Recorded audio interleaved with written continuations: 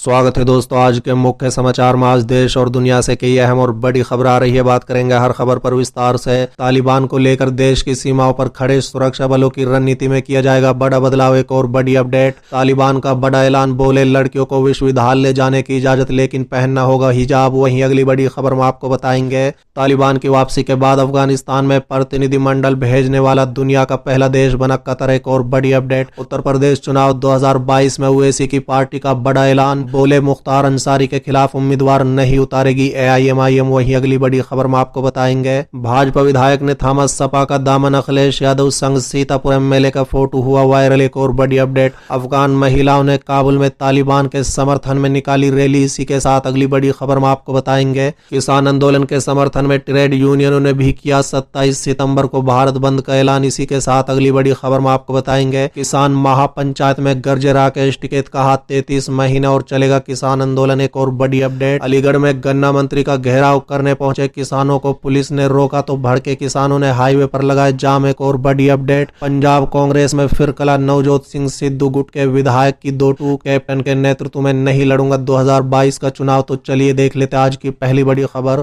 तालिबान को लेकर देश की सीमाओं पर खड़े सुरक्षा बलों की रणनीति में किया जाएगा बड़ा बदलाव। दरअसल दोस्तों, तालिबान के अफगानिस्तान पर कब्जे के संभावित नतीजों के बारे में चिंताओं के बीच भारत में केंद्र सुरक्षा प्रतिष्ठान ने सुरक्षा बलों को विद्रोह समूह पर एक नया प्रशिक्षण मॉड्यूल तैयार करने और उसका संचालन करने का निर्देश दिया है, ताकि देश की सीमाओं पर गतिविधियों को रोकने के लिए सैनिक उसके तौर तरीके का इस्तेमाल कर सके। चलिए अगली खबर, तालिबान का बड़ा ऐलान, बोले लड़कियों को विश्वविद्यालय जाने की इजाजत लेकिन पहनना होगा हिजाब। दरअसल दोस्तों, तालिबान सरकार में उच्च शिक्षा मंत्री ने कहा है कि महिलाएं पोस्ट ग्रेजुएट लेवल सहित सभी विश्वविद्यालयों में पढ़ सकती है, लेकिन क्लासरूम लिंगिंग आधार पर विभाजन होने चाहिए। इस्लामी पोशाक पहनना अनिवार्य होगा। उन्होंने विश्वविद्यालय में पढ़ाए जाने वाले विषयों की समीक्षा करने का भी ऐलान किया है। बता दें कि तालिबान के पहले कार्यकाल के दौरान 1996 से 2001 के बीच अफगानिस्तान के स्कूलों विश्वविद्यालयों में महिलाओं लड़कियों को पढ़ने पर प्रतिबंध लगा दिया गया था। तालिबान शासन ने नई उच्च शिक्षा नीति की घोषणा देश के राष्ट्रपति भवन पर झंडा फहराने के एक दिन बाद की है। बता दें कि जो उनके शासन के शुरू होने का संकेत है। शिक्षा मंत्री अब्दुल बाकी हक्कानी ने रविवार को एक प्रेस कॉन्फ्रेंस में नई नीतियों की रूपरेखा पेश की है। बता दें कि इससे कुछ दिन पहले ही अफगानिस्तान के नए शासकों ने पूर्ण तालिबान सरकार के गठन की घोषणा की, जिसमें एक भी महिला शामिल नहीं है। बता दें कि हक्कानी ने कहा है कि विश्वविद्यालय की महिला छात्रों को हिजाब पहनना होगा। चलिए अगली खबर, तालिबान की वापसी के बाद अफगानिस्तान में प्रतिनिधिमंडल भेजने वाला दुनिया का पहला देश बना कतर। दरअसल दोस्तों, अफगानिस्तान में तालिबान के कब्जे के बाद वहां अपना उच्च स्तरीय प्रतिनिधिमंडल भेजने वाला कतर दुनिया का पहला देश बन गया है। इसमें कतर के विदेश मंत्री शेख महमूद बिन अब्दुर्रहमान अल थानी भी शामिल है।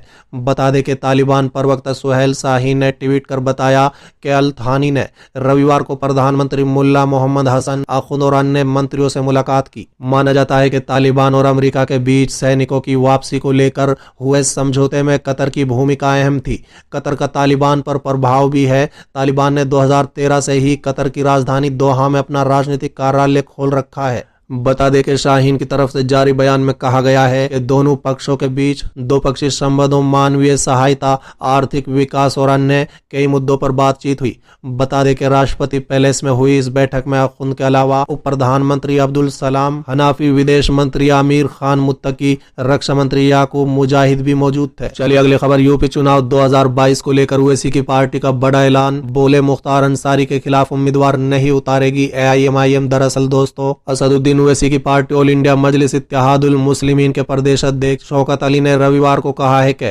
मुख्तार अंसारी अगर चाहे तो पार्टी उनका स्वागत करेगी। अगर वो मऊ से निर्दलीय चुनाव भी लड़ते हैं तो पार्टी उनके समर्थन में रहेगी।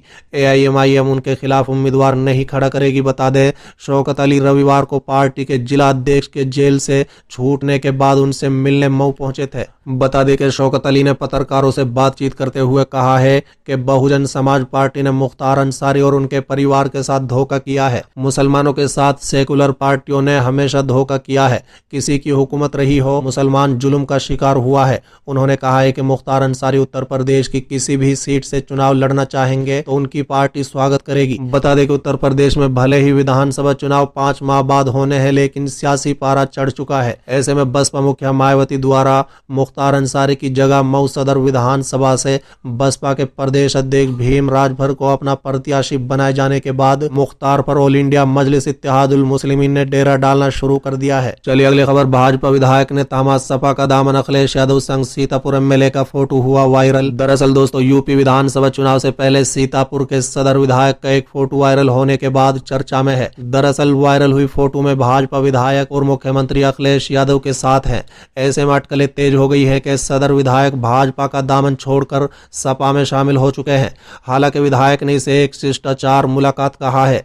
चर्चा में रहे सीतापुर जिले के सदर सीट से भाजपा विधायक राकेश राठौड़ का यह पहला फोटो नहीं है। बता दें कि इससे पहले वायरल हुए वीडियो और बयान सरकार को घेरने वाले रहे हैं। इसी वर्ष 17 मई को कोरोना में हो रहे मौतों को लेकर उन्होंने अपनी ही सरकार को कटघरे में खड़ा किया था। कहा था कि विधायकों की हैसियत क्या है, हम ज्यादा बोलेंगे तो हम पर भी राजद्रोह और देशद्रोह का मुकदमा चलाया जा सकता है। और कई अन्य मुद्दों पर भी ये चर्चा में रहे हैं। बता दें कि रविवार को पूर्व मुख्यमंत्री अखिलेश यादव के साथ भाजपा विधायक की फोटो वायरल हुई तो सियासत फिर गर्म हो गई है। चर्चा तेज हो गई है कि भाजपा विधायक ने सपा का दामन थाम लिया है। हालांकि भाजपा छोड़ने की बात से विधायक राकेश राठौड़ इनकार कर रहे हैं। चलिए अगली खबर। अफगान महिलाओं ने काबुल में तालिबान के समर्थन में निकाली रैली। दरअसल दोस्तों, अफगानिस्तान में महिलाओं ने तालिबान शासन के समर्थन में सड़कों पर उतरकर रैली निकाली है। लगभग 300 महिलाओं ने काबुल की सड़कों पर हिजाब बुर्के के साथ मार्च किया। बाद में वो काबुल विश्वविद्यालय के व्याख्यान कक्ष में बैठ गई। उन्होंने तालिबान नेतृत्व के साथ अपना समर्थन जताया है। चलिए अगली खबर। किसान आंदोलन के समर्थन में ट्रेड यूनियनों ने भी किया 27 सितंबर को भारत बंद का ऐलान। दरअसल दोस्तों, केंद्र सरकार के विवादित 3 कृषि कानूनों को वापस लेने की मांग को लेकर पिछले 10 माह से दिल्ली की सीमाओं पर देश भर के किसान डटे हुए हैं।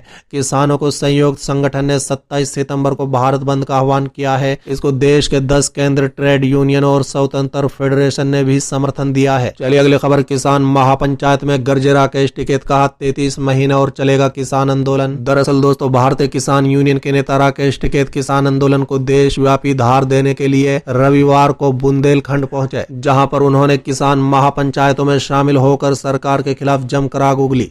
बता दें, उन्होंने किसानों से नए कृषि कानूनों के खिलाफ पूरी ताकत से एकजुट होने की अपील करते हुए कहा है कि यह आंदोलन 33 महीने और चलेगा। पत्रकारों से बात करते हुए टिकैत ने पिछले दिनों दिए धार्मिक नारे पर कहा है कि उनके नारों में कोई विवाद नहीं है। बीजेपी जय श्री राम बोलती है और हम राम राम कहते हैं। देश के संविधान ने हमें नारा लगाने का अधिकार दिया है। हमीरपुर में किसान महापंचायत में शामिल होकर राकेश टिकैत ने किसानों की समस्याओं पर चर्चा की।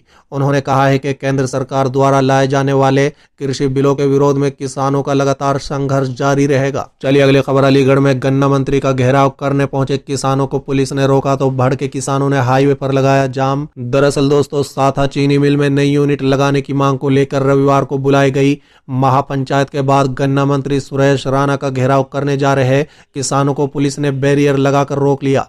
इससे भड़के किसानों ने अलीगढ़ मुरादाबाद हाईवे पर जाम लगा दिया। करीब 5 घंटे तक हाईवे जाम रहने से वाहन चालक और राहगीर परेशान रहे, जिससे पुलिस प्रशासन के हाथ पांव फूल गए।